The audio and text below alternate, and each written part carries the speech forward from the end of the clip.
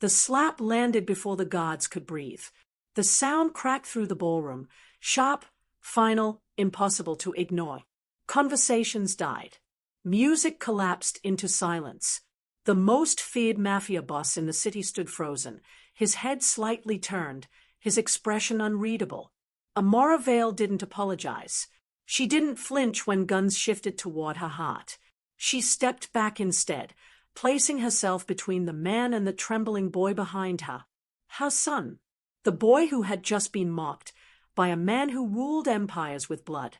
What no one in that room understood was that this wasn't just a mother defending her child. This was the moment a king unknowingly crossed his own blood. And the truth he was about to uncover would dismantle everything he thought he controlled. If you're drawn to dangerous men, unbreakable mothers, and secrets powerful enough to start wars, subscribe now. Because from this moment on, nothing survives untouched. The slap landed before the guards could breathe. The sound cracked through the ballroom, sharp, final, impossible to mistake for anything else. Conversations died mid-sentence. Crystal glasses froze halfway to lips. Even the orchestra faltered, bows hovering in the air as silence swallowed the room whole. Heir Draven did not move. His head was turned slightly to the side, jaw clenched, the faint red mark of a hand already blooming against his skin. A man who had ended lives with a nod stood perfectly still, as if the world itself had paused to understand what had just happened. Amora Vale lowered her hand slowly. She didn't apologize. She didn't step back. Instead, she shifted her body, deliberate, controlled, placing herself between Heir Draven and the small boy standing behind her. Her son. Noah's fingers were twisted into the fabric of her gown, his breath uneven, his wide eyes fixed on the man everyone in Virion City knew better than to look at for too long. Around them, Heir's guards reacted on instinct. Jackets parted. Hands hovered inches from concealed weapons.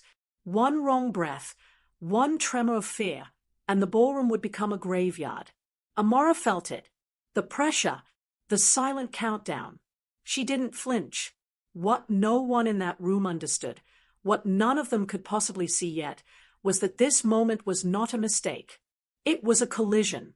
And from this second forward, nothing in Heir Draven's empire would remain untouched. If you're drawn to dangerous men, unbreakable mothers, and secrets powerful enough to destroy empires, subscribe now. Like this video, turn on the notification bell, and comment where you're watching from and the time you started. Because this story doesn't slow down, it only gets darker. Heir finally turned his head back to center. His eyes settled on Amora. Cold, assessing, not angry. That unsettled the room more than rage ever could. Escort, one of the guards began. Heir raised a single finger. The command was silent, but absolute. No one moved. Amora met his gaze without defiance, without apology. She had learned long ago that fear was currency in rooms like this, and she had spent hers already. You insulted my child, she said calmly, her voice cutting clean through the tension. You don't get to do that and walk away. A ripple of shock passed through the guests. No one spoke to Heir Draven that way. No one lived after doing it. Heir's eyes flicked, not to Amora, but downward, to the boy. Noah stood still now, shoulders squared in a way no 6-year-old should understand. His fear hadn't vanished, but it had sharpened, focused, like a blade learning its edge. Something in Heir's expression shifted. It was subtle, almost imperceptible. Interest. What's your name? Heir asked. Amora answered before Noah could. He doesn't owe you conversation. Heir looked back at her. Slowly, fully, up close. The man was massive, built like a weapon, tailored suit barely containing the muscle beneath. A faint pattern of ink climbed his neck, disappearing beneath his collar like something caged. You struck me, he said, not accusing, stating fact. Yes. In my city. Yes. In front of my enemies. Amora leaned down slightly, just enough to make her next words unmistakable. You shouldn't have spoken to my son. Silence followed. Thick. Dangerous. Kale studied her the way predators studied storms, not with fear, but with calculation. Then, without warning, he smiled. It wasn't warmth. It was recognition. "Leave," he said to the room. No one moved at first. Then the guests began to scatter, slowly, nervously, like animals backing away from fire. The orchestra packed their instruments. The lights dimmed to a softer glow. Within minutes, the ballroom was nearly empty. Nearly. Kale gestured once more. His guards closed in. Amara felt Noah stiffen. "It's all right," she murmured, her hand resting on his shoulder. "Stay behind me." They were escorted, not dragged, through a private corridor lined with polished stone and silent cameras. The air grew colder the deeper they went, the luxury giving way to something more utilitarian, more honest. The obsidian spire did not hide what it was. They entered a room that felt less like an office and more like a command center. Glass walls overlooked the dark water canals below. Screens glowed with maps, data streams, live surveillance. Kale dismissed his guards with a nod. The door sealed shut. Alone, Amara took in every exit, every blind spot, every reflective surface. Old instincts stirred, buried, not gone. "You're brave," Kale said at last. "No," Amara replied. "I'm careful." He moved closer, stopping just outside her reach. Brave people act without thinking. Careful people already know the cost. His eyes dropped again. To Noah. "How old?" he asked. 6, Amara said. Kale frowned. "Just slightly. Too young to look at me like that." Noah spoke then. Quiet. Clear. "You shouldn't make fun of people for crying." The words hung there, simple, devastating. Kale's jaw tightened. "People cry because they are weak," he said. Noah tilted his head. "That's not what my mom says." Kale looked back at Amara. "And what do you say?" She didn't hesitate. "I say tears mean something mattered. And only cowards pretend they don't." A beat. Then Kale laughed. Once. Low. Controlled. "You're not from my world," he said. Amara's lips curved faintly. "You'd be surprised." Kale turned toward the glass wall, hands clasped behind his back. The city sprawled beneath him. His city. His domain. "Do you know," he said slowly, "how many people would kill for the privilege of standing where you are?" Amara stepped closer. Not challenging. Anchoring. "Do you know," she replied, "how many men thought that question scared me?" Kale turned. For the first time, something dangerous flickered behind his eyes. Not anger. Memory. "Run a background check," he said, activating a console with a gesture. "Uh-huh. And the boy?" Amara's spine stiffened. "You don't get to investigate my child." Kale's gaze hardened. "In my city, I investigate everything that touches me." Data began scrolling across the screens. Name. Employment. Medical certifications. Residency. Clean. Too clean. Kale noticed. "So tell me," he said quietly, "why someone like you disappears for 7 years and reappears fearless?" Amara said nothing. Because the truth was buried. And buried things stayed dead. Until someone dug too deep. If you're still watching, like the video and subscribe. Stories like this reward patience and punish curiosity. Kale leaned forward, resting his palms on the glass. "You can leave," he said suddenly. Amara blinked. "What?" "Tonight," he continued, "you and the boy go home." Relief fled, then died. "But tomorrow," Kale added, "you come back." Amara's jaw set. "That's not a request." "No," Kale agreed. "It's an invitation." He turned, eyes locking onto Noah once more. "One I think you'll accept." Amara felt it then. The shift. The trap closing, not with force, but inevitability. She took Noah's hand. "We're leaving," she said. "Now." Kale nodded to the door. As it opened, his voice followed them. "Sleep well, Amara Vale," he said softly. "We have much to discuss." The doors sealed shut behind them. And somewhere deep within the obsidian spire, alarms no one could hear had begun to ring. Amara didn't speak during the ride home. The city slid past the car windows in streaks of light and shadow, neon bleeding into darkness as if Virion itself was holding its breath. Noah sat beside her, buckled in, hands folded neatly in his lap the way he did when he was thinking too hard for a child his age. The silence wasn't fear. It was calculation. Amara's mind replayed the ballroom, every look, every pause, every breath Cale Draven had taken after the slap. Men like him didn't explode. They absorbed. They stored moments away like weapons. "You're squeezing my hand," Noah said softly. Amara loosened her grip immediately. "Sorry." "It's okay," he replied. "You do it when you're worried." She glanced at him. "Was I obvious?" He nodded, then added, "But you were brave." Amara swallowed. "Brave people don't always live long," she said. "But careful people do," Noah said, almost absent-mindedly. Her chest tightened.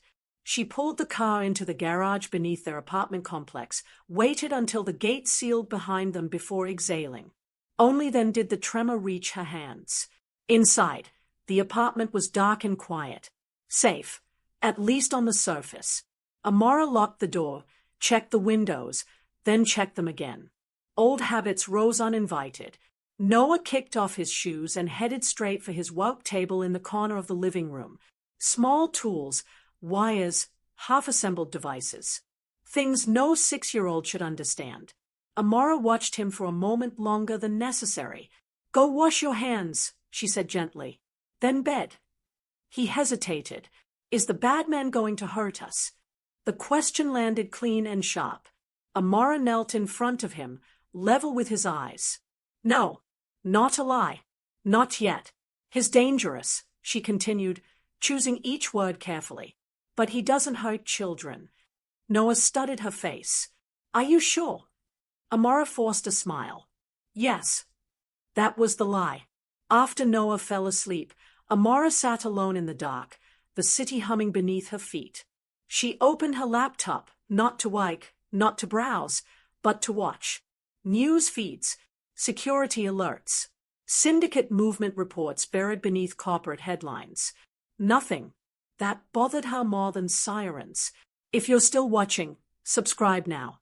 Like the video, turn on notifications, and comment where you're watching from in the time, because the quiet moments matter just as much as the loud ones. Miles away, inside the obsidian spire, Cale Draven stood surrounded by glass and light. Data streamed across his screens, clean profiles, pristine records, medical certifications stamped and verified. Too perfect. "She doesn't exist," one of his analysts said carefully. Cale didn't turn. "Everyone exists." "Not like this," the analyst continued. "No financial anomalies, no gaps, no digital residue. It's as if she stepped into the system fully formed." Cale's fingers tightened slightly against the edge of the console. "And the boy?" "Same surname. No father listed. Genetic markers inconclusive without direct sampling." Cale's eyes darkened. "Run it again," he said. "Slower."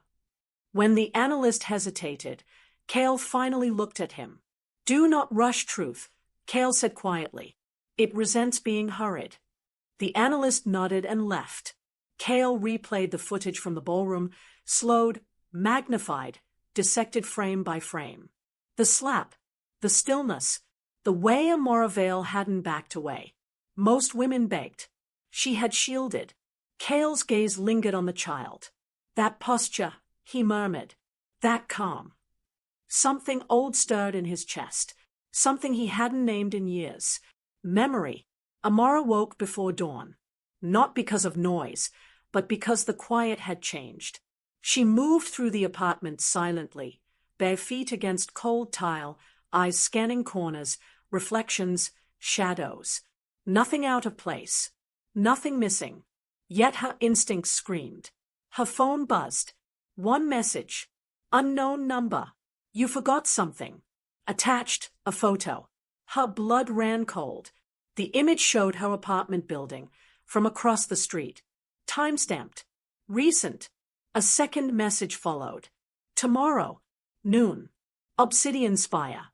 Amara deleted the messages, powered down the phone, and stood there breathing through the surge of adrenaline. So he had already moved. She entered Noah's room, watched him sleep for a long moment longer than she should have. Then she turned away, jaw set. At noon, Amara walked into the Obsidian Spire alone. The guards recognized her instantly. No weapons drawn. No resistance.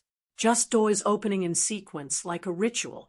Kale waited near the glass wall, city sprawled beneath him. "You're punctual," he said. "You're invasive," Amara replied. Kale turned, studying her face. "You came anyway." "For my son," she said.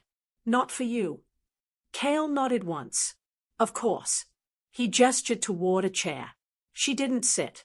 "Your records," Kale continued, "are flawless." Amara said nothing. "That means one of two things," he said. "You're ordinary, or you're exceptional." "Does it matter?" she asked. "It matters very much," Kale replied. "To men like me." He stepped closer. Not threatening. Testing. "You disappeared 7 years ago," he said softly. "From hospitals. From registries. From the world." Amara met his gaze. "People leave." "Yes," Kale said. "But ghosts don't raise children." The word hit harder than he intended. Amara's expression didn't change, but something behind her eyes hardened. "You don't get to call me that," she said. Kale watched her closely. "So I was right." A beat passed. Then another. "You will work for me," Kale said. Amara laughed once. Short. Sharp. "No." Kale smiled faintly. "Yes." She shook her head. "I'm a surgeon. Not your asset." "You whatever you were before," Kale replied calmly. "And you're very good at it." Amara stepped closer now, voice low. "You threaten my son again, and there won't be a building tall enough to hide you." The air tightened. Kale's guards shifted. Kale raised a hand. "Interesting," he said. "Most people beg when they are cornered." "I'm not cornered," Amara said. "I'm choosing restraint." Kale studied her for a long moment, then nodded. "You'll be my private medical consultant," he said. "Temporary." "I refuse." "You'll be compensated." "I don't want your money." Kale leaned in slightly. "Then consider it protection." Amara froze. "From what?" she asked. Kale's eyes flicked to the glass wall, to the city below. "From what's already looking for you," he said. Silence stretched between them. "If you're still here, subscribe. Stories like this don't give second chances." Amara exhaled slowly. "One condition," she said. Kale tilted his head. "Name it." "You never go near my son," she said. "Not without me." Kale's gaze softened, not with kindness, but something close. "Agreed," he said. Neither of them noticed the camera feed flicker behind them, or the file opening silently. Classified, Wraith operative. Status, active. The past had not stayed buried. It had been waiting. The call came at 2:17 a.m. Amara didn't answer it at first. She watched the phone vibrate against the nightstand, the name on the screen lighting the dark like a warning flare. Unknown. She already knew who it was. By the third vibration, Noah stirred beside her, brow creasing in sleep.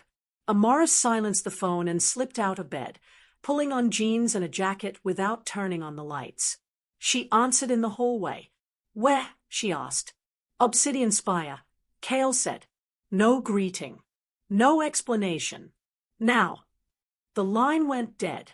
Amara stood there for a moment, listening to the quiet hum of the building. Then she moved. She left a note for Noah, simple, calm, nothing that would frighten him, and locked the door behind her. The spire was alive when she arrived. Security lights cut through the darkness. Guards moved with urgency, radios murmuring coded phrases. The air smelled of antiseptic and ozone.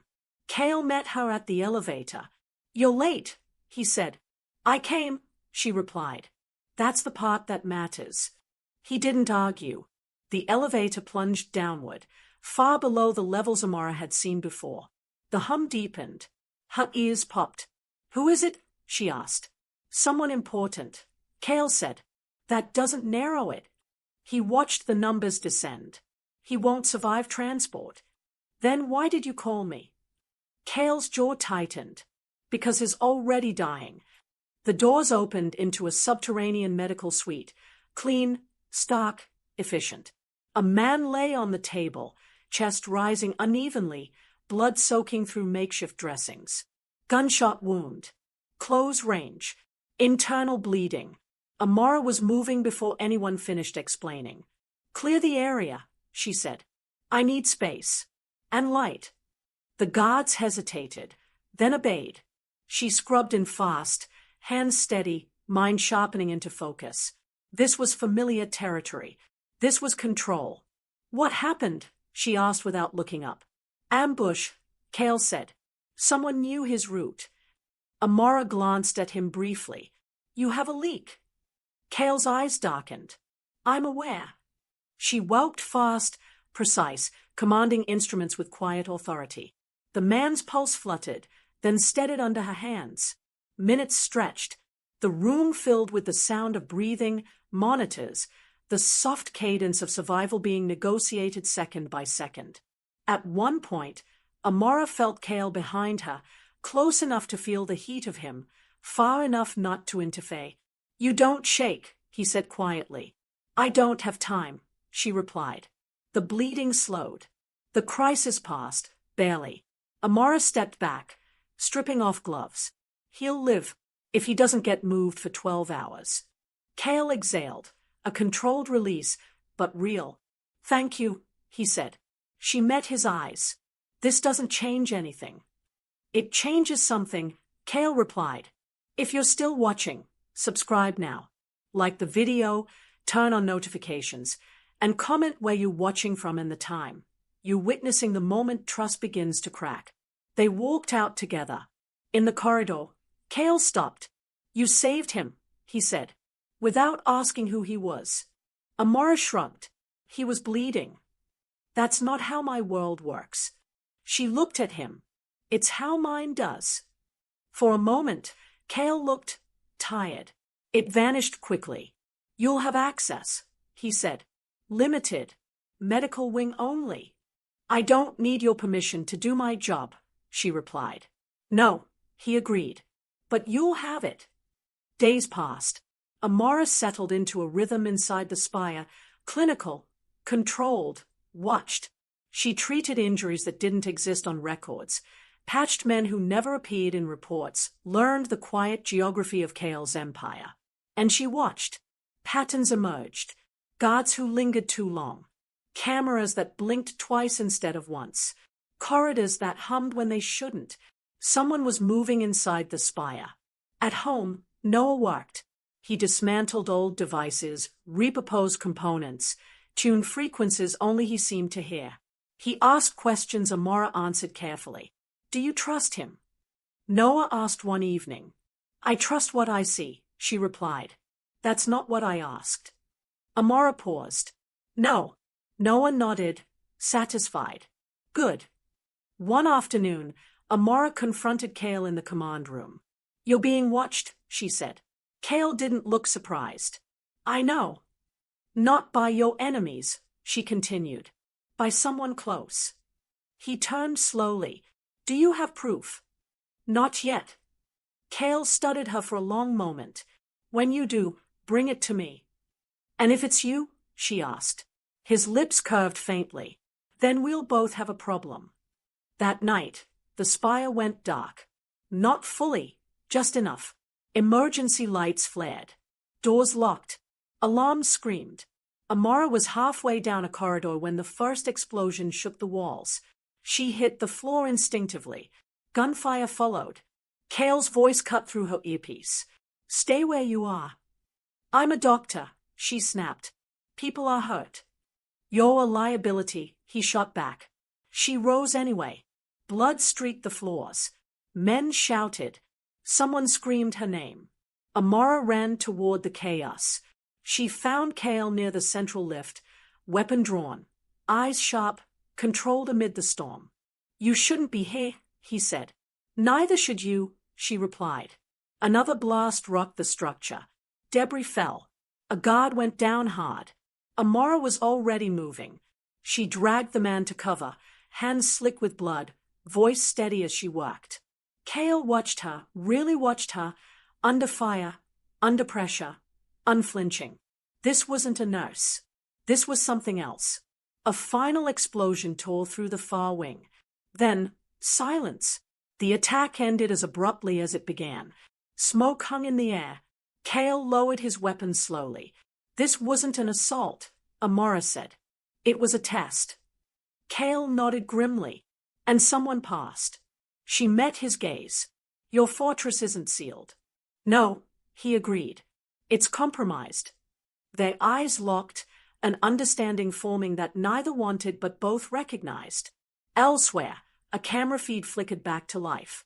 Focused on a small apartment. Focused on a sleeping child. If you're still here, subscribe. Because from this point on, the war becomes personal. The silence after the attack felt wrong. Not relief. Not victory. Amara stood in the corridor with dried blood on her hands, listening to the spire settle back into itself. Systems rebooted. Emergency lights dimmed. Guards moved with the quiet efficiency of men who knew this wasn't over. Kale gave orders in clipped phrases. Lockdowns. Rotations. Redundancies. He didn't raise his voice, but the air bent around him anyway. Amara watched the faces of the guards as they passed. Fear. Anger. And something else. Anticipation. "This wasn't about you," Kale said when they were finally alone near the command center. "Not directly." Amara wiped her hands on a towel she didn't need. Then it was about sending a message. "Yes." "To who?" Kale didn't answer immediately. His gaze moved to the city beyond the glass, black water reflecting fractured light. "To me," he said finally. Amara folded her arms. "They are inside your house." "I know." "And you still don't know who?" Kale turned back to her. "Not yet." She took a breath. "Then you don't have a fortress. You have a stage." Something in her tone landed. Kale studied her, really studied her, as if recalibrating. "You're not wrong." If you're still watching, she would have said if this were a story being told out loud. Subscribe now. Because this is where mistakes become consequences. Instead, the consequences arrived quietly. Amara's phone buzzed. She froze. No sound. No vibration. Just the screen lighting in her pocket. Her hand moved slowly, deliberately. She stepped away from the guards before looking. Unknown number. A photo loaded. Noah. Asleep. From inside her apartment. Her pulse spiked, but her face didn't change. Another message followed. "We're closer than you think." Amara's jaw tightened. She locked the phone and looked up. Kale was watching her. "Your eyes just changed," he said. "They shouldn't have," she replied evenly. "Something happened." She considered lying. Then she remembered the camera feed. "They've been watching my son," she said. The air between them went still. Kale's expression hardened, not into rage, but into something colder, more dangerous. "Who has access to residential surveillance?" he asked. "Anyone you trust too much," Amara replied. Kale turned and issued orders instantly.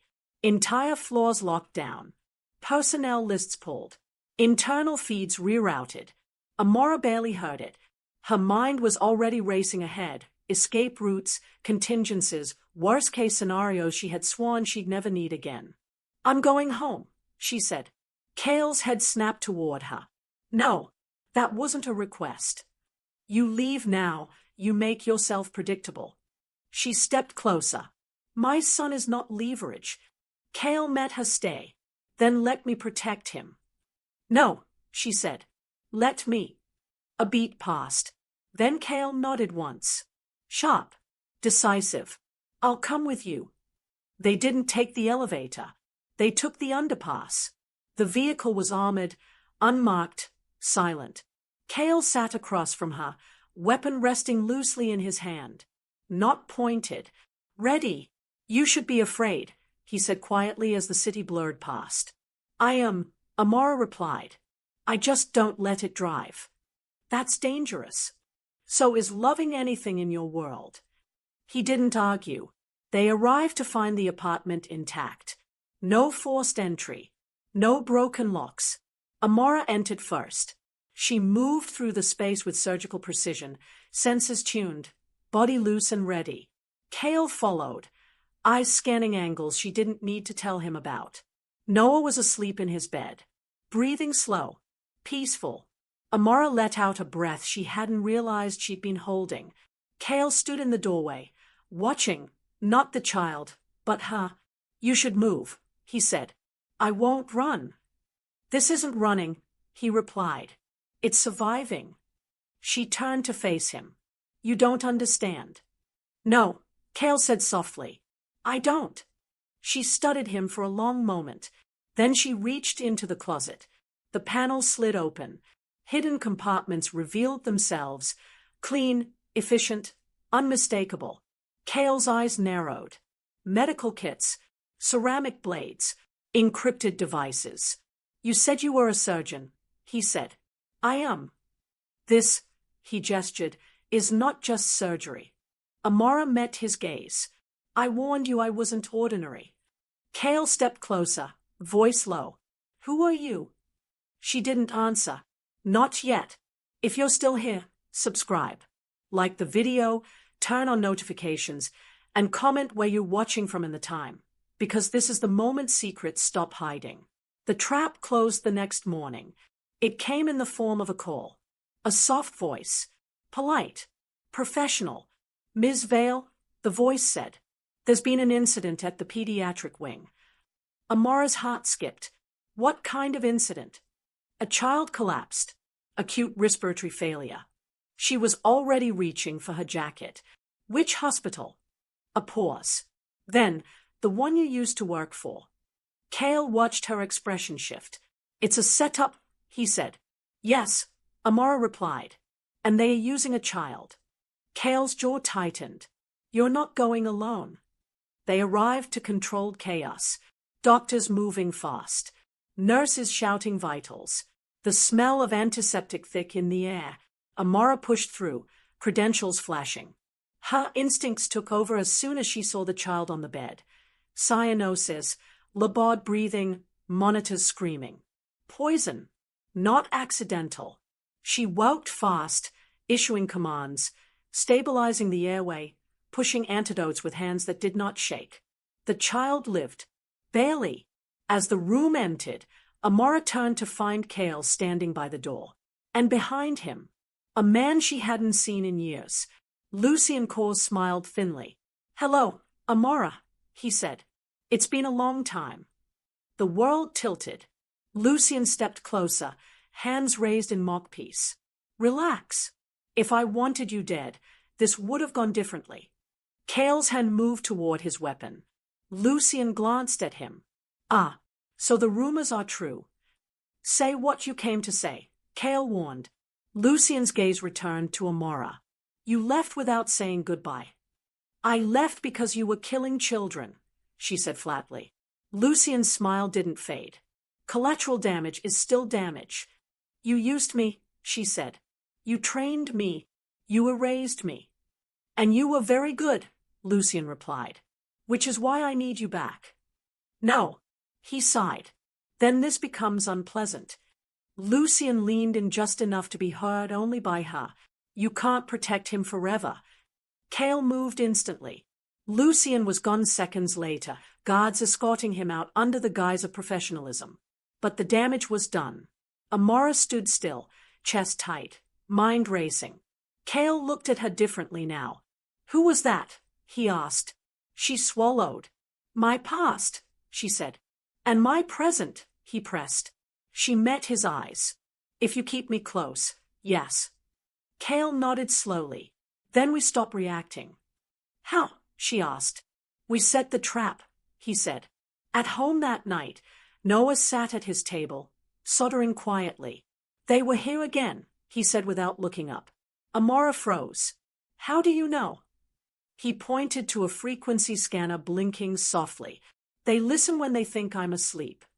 Kale crouched beside him. Can you stop them? Noah nodded. I already did. Amara stared at her son, at the calm certainty in his voice, at the legacy she had tried to bury. If you're still watching, subscribe. Because the hunter just learned the prey can think. Outside, a car idled in the dark. Inside, a screen glowed. Target confirmed. The first sign something was wrong was the silence. Not the comfortable kind. Not sleep. The wrong kind. Amara noticed it the moment she woke. No hum from the refrigerator. No distant traffic bleed.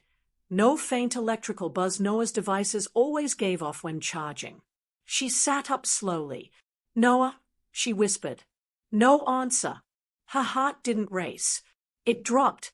Amara was on her feet instantly, moving through the apartment with a calm that only came from terror buried deep enough to function. Noah's bed was empty. Sheets folded back neatly. Too neatly. The window was cracked open, just enough to let in air, not enough to force entry. Professionals. Her phone vibrated. Unknown number. One message. You took too long. Amara closed her eyes for exactly 1 second. Then she moved. Kale was already awake when she called. They have him, she said. No preamble. Where? He asked. They want me, she replied. Which means they want you blind. Kale was silent for a beat too long. Stay where you are, he said. I'm already gone. She ended the call. If you're still watching, subscribe now. Like the video, turn on notifications, and comment where you're watching from and the time, because this is the moment every line gets crossed. The location came 20 minutes later. An abandoned water treatment facility on the edge of Blackwater sector. Decommissioned. Forgotten. Perfect. Amara arrived alone. She didn't bring weapons. She brought herself. The facility smelled of rust and damp concrete. Echoes stretched too far. Sight lines were intentionally broken. Pillars, tanks, catwalks layered like a maze. A voice carried through the space. Right on time. Rhett Calder stepped into the light. Head of security. Kale's right hand. The man who had controlled access to the spire for years. Betrayal always wore a familiar face. You don't have him, Amara said calmly. Rhett smiled. I do. A light flicked on behind him. Noah sat on a metal chair, wrists bound loosely, feet not touching the ground. His face was pale, but his eyes were steady.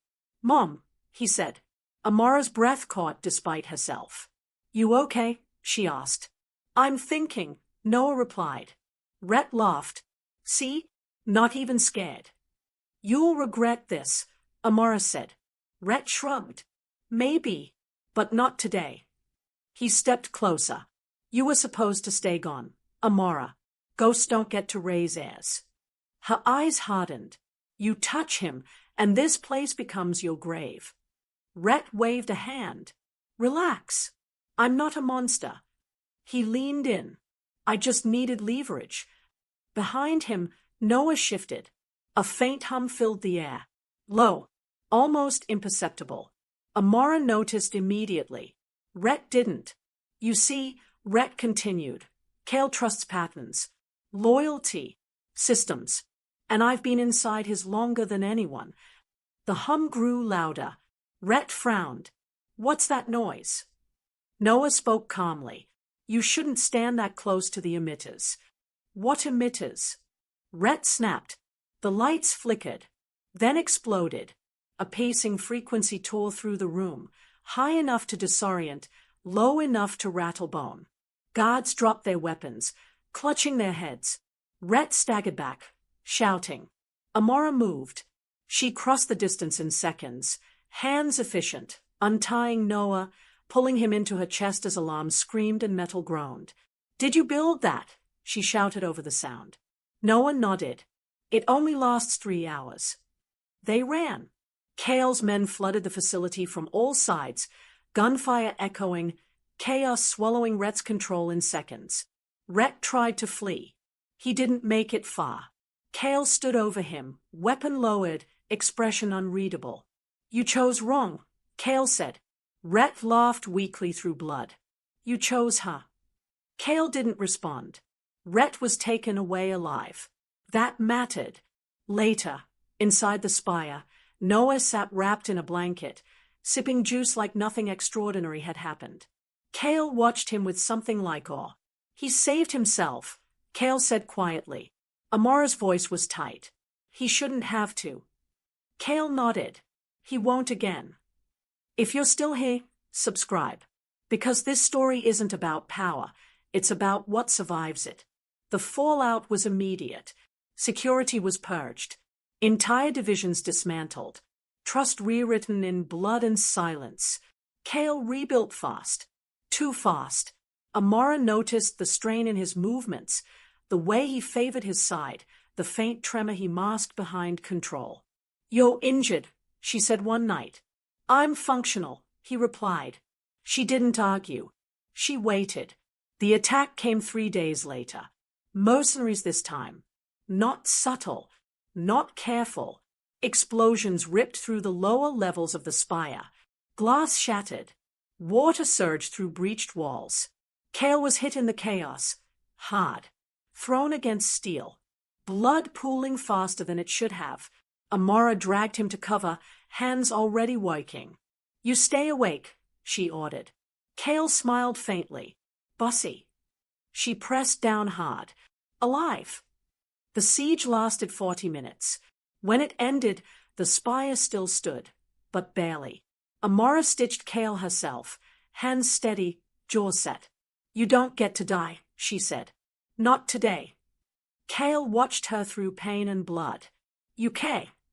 I protect, she replied. He reached out, stopping her wrist gently. Same thing.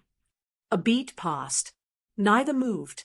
Outside, dawn broke over a city that would never fully know how close it had come to burning. Noah watched the sunrise from the window, device humming softly at his side. They'll come back, he said. Yes, Amora replied. Kale joined them. And next time, we'll be ready. Noah looked up at him. You should listen more. Kale blinked, then smiled.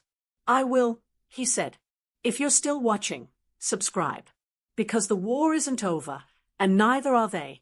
Fire away. Lucian Core studied a screen showing the facility, the spire, the boy. He smiled. Interesting, he murmured, and began planning the next move. The city didn't celebrate survival. It pretended nothing had happened. By morning, headlines spoke in sanitized language, infrastructure incident, isolated breach, no civilian casualties. The obsidian spire still pierced the skyline, scarred but standing, a symbol that refused to fall. Inside it, Kale Draven lay awake. Machines hummed softly around him. Medical lights cast pale reflections against glass. His injuries were wrapped cleanly, efficiently, Amora's work unmistakable in the precision. You should be resting, she said without turning around. I am, Kale replied. This is what rest looks like for me. Amora glanced at him, unconvinced. You tore muscle, she said. Cracked ribs. Another hour under fire and… I know, he interrupted gently. That made her pause. He didn't sound dismissive. He sounded accepting. She adjusted the drip, checked vitals, kept her hands busy. Silence stretched between them, not awkward, not empty. Waited. You stayed, Kale said quietly. Amora's hands stilled for half a second. I said I would. No, he said. You stayed after. She met his eyes then. Someone had to make sure you didn't rip your stitches trying to prove a point. A corner of his mouth lifted. You're good at this. At keeping people alive, she asked. At not letting them pretend they're invincible. If you're still watching, subscribe now. Like the video, turn on notifications, and comment where you're watching from and the time. Because this is where power starts to change shape. Noah wasn't allowed back in the spire. Not officially. Kale insisted it was temporary. Amora insisted it was permanent. They compromised the way dangerous people always did, by pretending there would be time to revisit the argument later. They moved Noah into a secure residence across the water. Smaller, quieter, less symbolic, safer, at least on paper. Amara watched Noah settle in with his devices, his routines, his strange calm intact. He didn't ask questions he already knew the answers to. "Do you trust him now?" Noah asked one evening, soldering wire with steady hands. "I trust what I see," Amara replied. "That's still not an answer." She exhaled. "I trust that he's trying."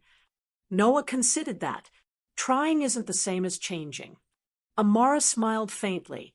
"You're not wrong." Across the city, Cale faced a different kind of battlefield. The boardroom was full. Lieutenants, financiers, partners who smiled too easily and watched too closely. They spoke in veiled language, careful phrases, the kind that hid knives behind courtesy. Lucien Core sat at the far end of the table. Invited. That alone was an act of war. "You survived," Lucien said pleasantly. "Impressive." Cale didn't look at him. "You failed." Lucien spread his hands. "Temporary setback." Cale leaned forward slightly. "You crossed a line." Lucien's smile thinned. "You drew the line." The room held its breath. Lucien's gaze flicked briefly, to the screens, to the data feeds, to the silent confirmation that everyone in that room already knew. The boy existed, and secrets like that never stayed buried. Later that night, Cale stood alone on the terrace, city lights reflecting off the dark water below. Amara joined him without announcement. "You're being watched," she said. "I always am." "More than usual." He glanced at her. "You're worried." "I'm realistic." He nodded. "That's why I trust you." The words landed heavier than he intended. Amara looked away. "Trust isn't a gift," she said. "It's a liability." "Everything worth keeping is," Cale replied. A pause. Then, quietly, "You could leave." She turned back, surprised. "I won't stop you," he continued. "I'd make sure you disappeared cleanly. New names. New lives." "And Noah?" she asked. Cale didn't hesitate. He'd never be touched. She studied his face, searching for cracks. "And you?" she asked. Cale looked out over the city again. "I'd lose." She nodded slowly. "Then no." He turned to her. "Why?" "Because you don't get to decide who pays the price alone.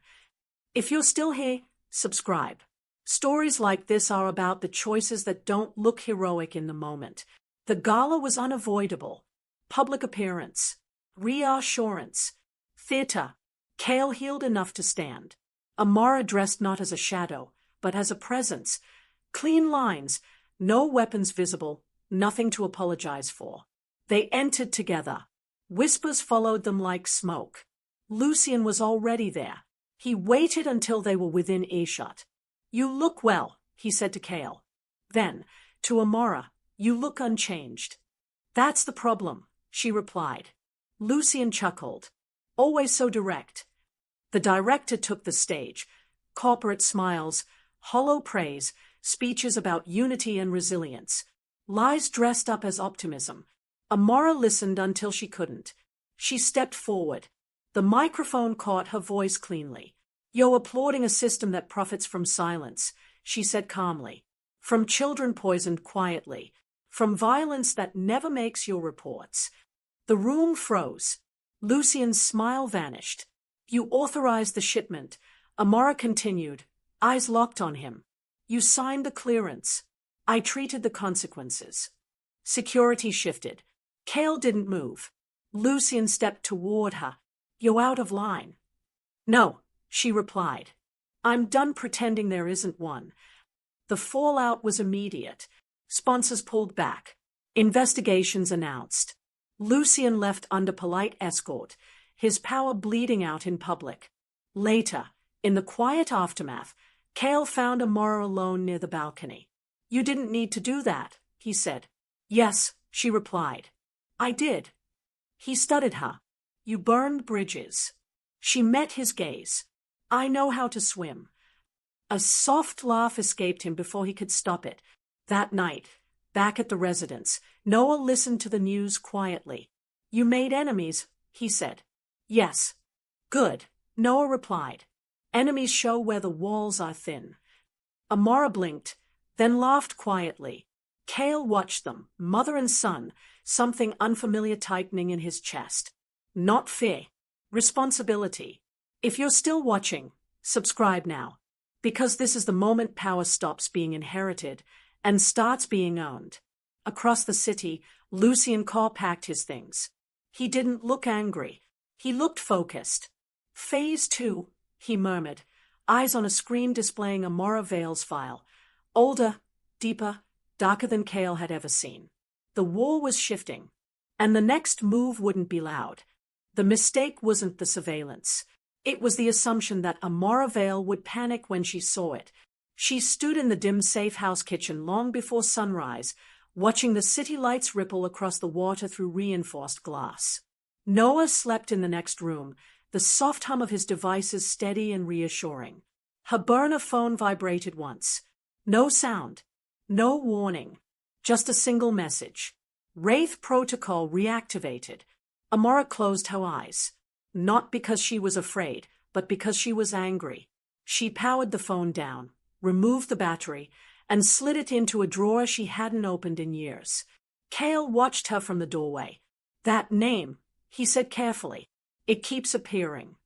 It shouldn't, Amara replied. But it is. She turned to him. Then Lucien is closer than you think. Cale stepped into the light. Then tell me what is waking up. Amara studied his face. The scars. The control. The man who ruled violence like language. If I tell you, she said, you won't let me stay. Cale didn't hesitate. If I don't know, I can't protect you. She laughed softly. You already can't. Silence settled between them. Then she spoke. I wasn't recruited, Amara said. I was selected.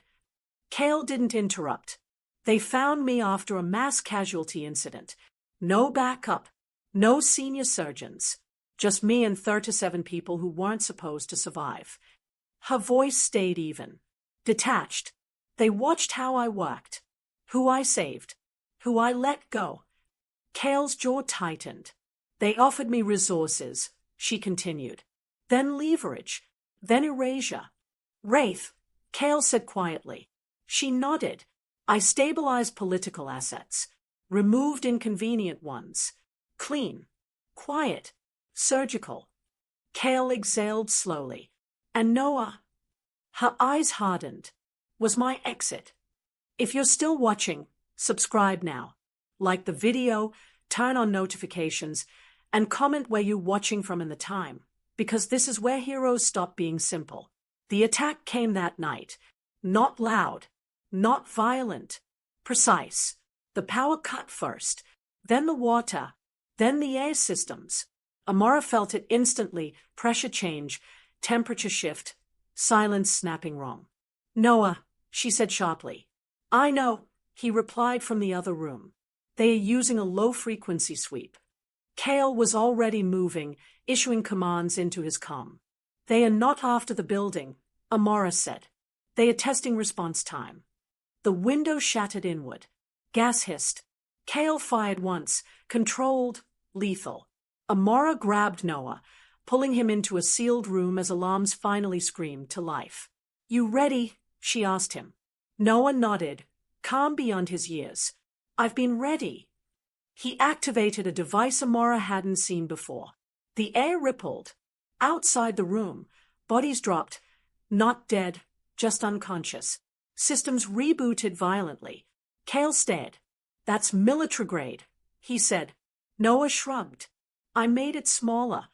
If you're still watching, subscribe. Because this isn't a child being protected anymore. It's a child becoming dangerous. The aftermath was worse than the attack. Because Lucien sent proof. Videos. Files. Names. Everything Amara had buried. Cale watched in silence as the truth unfolded. Operations dated years back. Code names. Extraction routes. She was theirs. Lucien's voice said calmly over the recording. Long before she was yours. Cale shut the screen off. He didn't look at Amora. Say something, she said quietly. He did. You lied. She nodded. Yes. You used my protection, he continued. My resources. I used survival, she corrected. Cale turned then, eyes sharp. You brought a war to my son. Our son, she snapped, then froze. The word hung there, unplanned, unavoidable. Cale stared at her. What did you say? Amora swallowed. I said.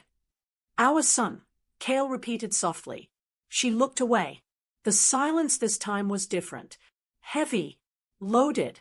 How long? Cale asked. She didn't answer. How long have I had a son? He pressed. Amora's voice broke just slightly. Since the night you were declared dead. The room seemed to tilt. Cale stepped back as if struck. You chose, he said slowly. I survived, she replied. If you're still watching, subscribe now. Because this is where love and control finally collide. Cale didn't shout. Didn't threaten. He left. Hours passed before he returned. When he did, his decision was absolute. Noah stays with me, he said. Amora's head snapped up. No. He is my blood, Cale continued. And a target. I can shield him. You don't get to take him. I already have, Cale replied. From everyone else. Amora stepped forward. Dangerous now. You try to separate us. I won't, he interrupted. But I won't let him disappear again. Noah stepped between them. You're both wrong, he said calmly. They looked at him. They want me because I'm useful, Noah continued. So stop arguing about ownership and start planning. Cale stared at the boy, his son, in disbelief. Amora closed her eyes. Lucian watched it all from afar, satisfied. Good, he murmured. They are fractured. He sent the final message. Next move, public exposure. At dawn, a load lit up across the city. Anonymous drops. Leaks. Whispers. A surgeon with no past. A crime lord with a hidden A. A child too intelligent to be accidental. The city began to turn. Cale stood at the window, fists clenched. They are coming, he said. Amora joined him. Then we stop hiding. Noah looked up from his device. Or we let them come. Cale smiled grimly. That's my boy. Amora exhaled slowly. The war was no longer about survival. It was about legacy. And the next move would be irreversible. The city woke up angry. Screens everywhere replayed the same fragments. Blurred footage, redacted files, whispered accusations wrapped in polished headlines. A surgeon with no past. A syndicate sovereign with a hidden A. A child whose existence bent too many probabilities to be coincidence. Virion didn't care about truth. It cared about spectacle. Outside the obsidian spire, crowds gathered by mid-morning. Protesters mixed with opportunists. Cameras hunted for angles. Drones hovered until they were swatted down by security countermeasures. Inside, Cale Draven stood at the center of controlled chaos. Lock the perimeter, he ordered. No live feeds. No unscreened personnel. A lieutenant hesitated. Public pressure is escalating. Cale's gaze cut to him. Pressure breaks the unprepared. The lieutenant nodded and vanished. Amora watched from the edge of the room, Noah close to her side. He tracked the screens with a calm that unnerved grown men. They are mapping response times, Noah said quietly. Testing which alarms make you flinch. Cale glanced at him. You're sure? Noah nodded. They always do before they strike. If you're still watching, subscribe now. Like the video, turn on notifications, and comment where you're watching from in the time, because this is the calm before the city burns. The first breach wasn't physical. It was legal. Injunctions hit the spire's networks like shrapnel. Accounts frozen. Properties flagged. Warrants drafted with suspicious speed. Cale watched the cascade with a cold smile. Lucian's fingerprints, he said. Amora folded her arms. He's forcing you into the open. He wants me reactive, Cale replied. He wants you cornered. Noah looked up. Then don't do either. Kale crouched slightly to meet his son's eyes. What do you suggest? Noah gestured to the screens. Let them see what they expect, while you move where they don't. Amora's pulse quickened. Noah. It's okay, he said gently. I built for this. The siege began at dusk. Not with explosions. With silence. The spire's outer lights dimmed. Communications stuttered. Power rerouted through redundancies Kale had installed years ago for moments exactly like this. Then the mercenaries came. Boats through the canals. Ropes over the lower tiers. Precision teams moving in perfect synchrony. This wasn't chaos. It was choreography. Kale moved like a general born for war. Orders snapped into place. Traps sprung. Corridors sealed and reopened in lethal patterns. Amora walked the wounded as fast as they fell, her hands steady, her mind sharp. She didn't think. She executed. East wing compromised. A voice shouted. Kale turned to Amora. Stay with Noah. She shook her head. I'm needed there. He caught her wrist, not to stop her, but to anchor the moment. Then finish quickly. Their eyes locked. No promises. Only understanding. Amara reached the east wing just as a team breached the med corridor. She moved without hesitation, disarming, disabling, precise strikes that ended threats without spectacle. A mercenary lunged. She dropped him. Clean. Efficient. When it was over, she stood alone amid the aftermath, breathing steady, the echo of who she used to be finally matching who she had become. Elsewhere, Noah activated his network. Signals pulsed through the spire, frequencies layered, modulated, deceptive. Enemy comms crackled, then died. Drones fell from the air like insects. Kale watched the feeds in stunned silence. He's controlling the battlefield, a lieutenant whispered. Kale nodded once. He's protecting his family. If you're still watching, subscribe. Because this isn't a siege anymore, it's a reckoning. Lucien Core observed from a secured control room miles away, his expression thoughtful rather than furious. Good, he murmured. Push them together. He sent the next command. Target priority shift. The woman. The strike came fast. A sniper round shattered glass inches from Amora's head. She hit the floor as alarms screamed. Amora! Kale's voice snapped through her earpiece. I'm fine, she replied, already moving. But they've changed targets. Kale swore under his breath. Fall back. No, she said. I'm done retreating. She tracked the shooter through reflections, movement, breath. One calculated move later, the threat was neutralized. Kale arrived seconds after, eyes scanning her for injuries. You don't get to decide alone, he said. Neither do you, she replied. For a moment, amid smoke and chaos, they stood shoulder to shoulder, equal. The final push came just before dawn. Lucien's forces surged and failed. Traps closed. Lines collapsed. Survivors fled. The spire held. As sunlight crept over the water, the city watched stunned as the fortress still stood, scarred but undefeated. Inside, silence returned, earned this time. Kale stood before the command staff. This ends now, he said. We stop reacting. We rebuild, openly. He turned to Amora. With you. She studied him. That means transparency. Yes. And accountability. Yes. Noah stepped forward. And upgrades. A few nervous laughs broke the tension. Kale smiled, really smiled, for the first time anyone could remember. Especially upgrades.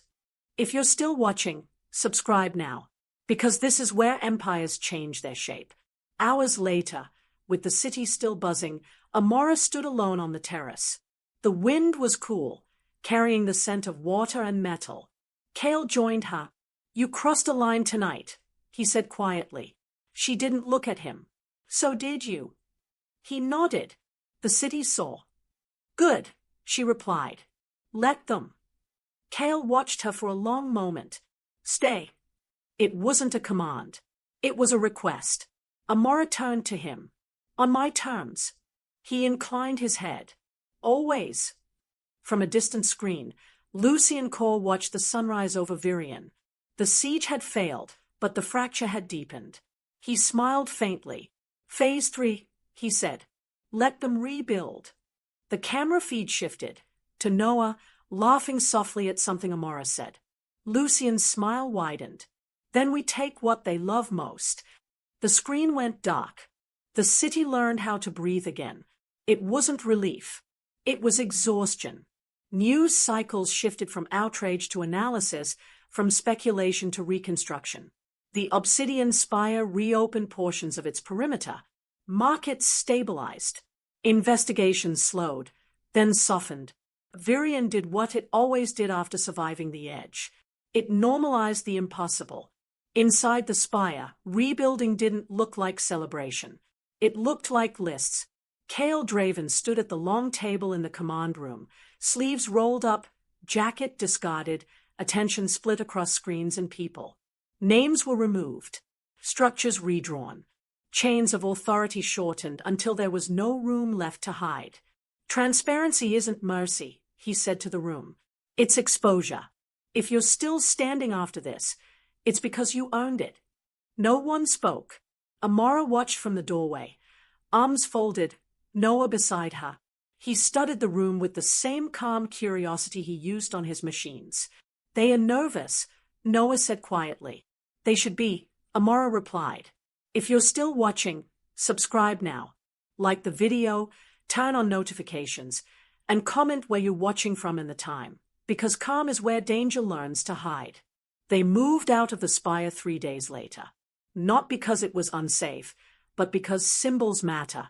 The new estate rose from the water like a deliberate contradiction, low, open, transparent walls reinforced with technology no one could see. No towering monolith. No shadows designed to intimidate. A fortress that didn't pretend it wasn't one. Amara walked the perimeter on the first night, barefoot on warm stone, cataloging lines of sight out of habit. Cale followed a few steps behind, giving her space. You don't trust it yet, he said. I trust what I verify, she replied. He nodded. That's Faye. Noah claimed the upper level immediately. Light, access points, uninterrupted sky. His devices hummed softly as he reconfigured systems Cale's engineers didn't fully understand. They are good, Noah said, but they think like adults. Cale smiled faintly. Is that a flaw? It is when you assume patterns don't change, Noah replied. The nights grew quieter. Too quiet. Amara noticed the difference first, not in threats, but in Cale. He slept less, spoke softer, watched more. One evening, she found him standing alone near the water, jacket draped over a chair, scars catching the low light. You're bleeding, she said. He glanced down, surprised. A thin line of red traced his side, careless, superficial. She moved to him automatically, hands steady, familiar. You don't feel pain when you don't allow it, she said. And you? He asked. She met his gaze. I feel everything. I just choose when. The moment lingered, quiet, intimate, dangerous in a different way. If you're still here, subscribe. This is where power stops shouting and starts whispering. The invitation arrived sealed and formal. Han Medical Foundation, inaugural board meeting. Cale watched Amara read it twice. They want legitimacy, she said. They want you, he corrected. She exhaled slowly. Then they want control. Then take it from the inside, he replied. The meeting took place in a glass building overlooking the city, white, clean, impossible to stain without effort. Doctors, donors, executives. Smiles polished to mirror brightness. Amara walked in wearing no armor but her presence. She spoke without raising her voice. About funding diverted from pediatric wards. About silence bought with endowments. About children who survived because someone refused to look away. The room shifted. By the end, the board vote was unanimous. Director, Amara Vale. Outside, Cale waited. You just rewrote the rules, he said. No, she replied. I enforced them. Noah joined them, hands in his pockets. They'll try again. Yes, Amara agreed. They always do. Lucian Core watched the announcement from a distance. Not angry, not rushed. He paused the screen on Noah's face. Patterns, he murmured. Always patterns. He sent one envelope. No return address. No markings. It arrived at the estate just before midnight. Amara found it waiting on the kitchen counter, placed, not dropped. Close enough to be intimate. Her pulse stayed steady as she opened it. Inside, a photograph. Old. Grainy. Night vision green. Years younger, mid-extraction. Face calm. Eyes empty. A body blurred at her feet. On the back, a single line. You never really left. Kale appeared in the doorway. She didn't hide it. He studied the photo. Then This is a threat, he said. No, she replied. It's a reminder. Noah stepped closer, looking at the image without fear. They think this gives them power, he said. Does it? Kale asked. Noah shook his head. Only if we pretend it's new. Amara closed the envelope carefully. Lucian wants us reactive, she said. Afraid of what I was. Kale met her gaze. What you are is worse, for him. If you're still watching, subscribe now. Because this is where peace proves it was only a pause. That night, as the estate settled into silence, systems logged a breach attempt. Not on Kale's networks. Not on Noah's. On Amara's past. An old protocol. An abandoned channel. One that only ghosts knew how to open. Amara stood alone in the dark, looking at the alert reflected in the glass. Lucian hadn't come for blood. He had come for history. And history, once opened, never stayed contained. She turned the system off herself. Not because she was afraid, but because she was ready. The night didn't announce itself. It settled. Wind moved across the water in slow, deliberate patterns. Lights dimmed automatically along the estate's perimeter, not because of threat, but because the system believed everything was finally calm. Amara stood alone in the control room, the old protocol still glowing faintly on the glass. She hadn't reactivated it. It had awakened itself. Still pretending you're done? Lucian's voice asked, soft, clean, intimate, coming through a channel that should not exist anymore. Amara didn't flinch. You always preferred entrances. And you always preferred exits, Lucian replied. We balanced each other. Kale entered quietly, already reading the tension in her posture. Is it him? He asked. She nodded once. Lucian's voice continued. I told them you were special, that you wouldn't stay buried. Kale stepped closer to the console. Say what you want. Lucian chuckled. Straight to authority. How predictable. Then his tone shifted. Colder. I want my asset back. Silence followed. Noah appeared in the doorway, drawn by instinct more than sound. He took in the scene in seconds. You can't have her, he said calmly. Lucian laughed. The variable. Amara's jaw tightened. Do not speak to my son. Our son, Kale corrected without looking at her. The words settled between them, not as a claim, but as a decision already made. Lucian sighed theatrically. You see, this is why I came now. You've built something inconvenient. What do you want? Amara asked. Lucian's voice softened. Closure. The screens changed. Footage appeared. New, live. A hospital wing. Pediatric. Monitors beeping in uneven rhythm. Amara's breath caught. Lucian didn't gloat. He never did. You taught me well, he said. You know I don't threaten what I won't use. Kale moved instantly, issuing orders, mobilizing assets. Amara raised a hand. No, she said. He turned to her. We can end this. Yes, she replied. But not your way. Lucian's voice cut in smoothly. Choose, Amara. Come in quietly, cleanly, or let the city learn how fragile hope really is. Noah stepped forward. You're lying, he said. Lucian paused. Am I? Noah tilted his head. If you had that much control, you wouldn't be talking. The channel went silent for half a second. Just long enough. Lucian recovered quickly. Still dangerous. Like his mother. Amara closed her eyes. When she opened them, something had shifted. I will go, she said. Kale's head snapped toward her. No. I said I would go, she repeated calmly. Not surrender. You're walking into his hands. She met his gaze. I've lived there before. If you're still watching, subscribe now. Like the video, turn on notifications, and comment where you're watching from and the time, because this is the moment every story earns its ending. Kale shook his head once. I won't let you do this alone. You can't come, she said. That's the point. Noah looked between them, understanding blooming far too fast. You're not leaving me, he said. Amara knelt in front of him, resting her forehead against his. I'm not leaving, she said. I'm choosing. He searched her face. Will you come back? She didn't answer. Kale knelt too, one hand resting on Noah's shoulder. She will, he said. Not a promise. A vow. Amara stood, pulling the old drawer open for the last time. The ceramic blade. The devices. The version of herself she had tried to outgrow. She turned back to Kale. You built an empire on control, she said. Protect him without becoming what hunts us. Kale's voice was steady. And you? I'll do what I was made to do, she replied.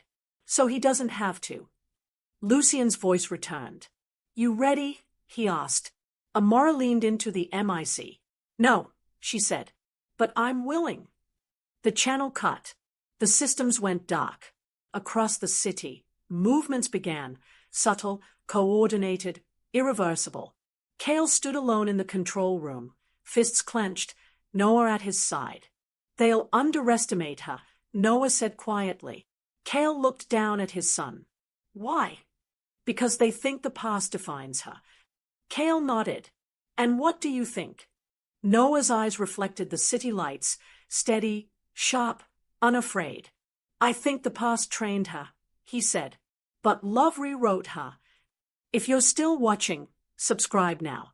Because this story was never about violence. It was about what survives it.